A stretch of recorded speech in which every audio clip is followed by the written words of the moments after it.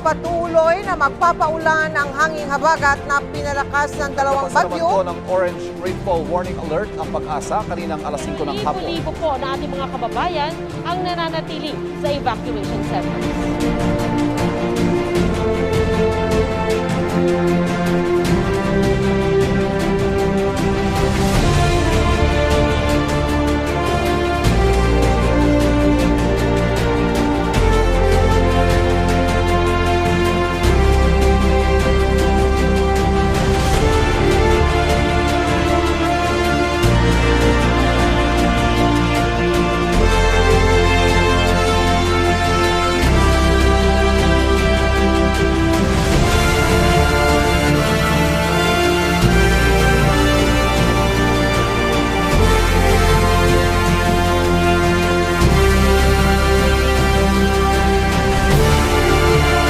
Maraming salamat po sa GMA Kapuso Foundation, sa AFP.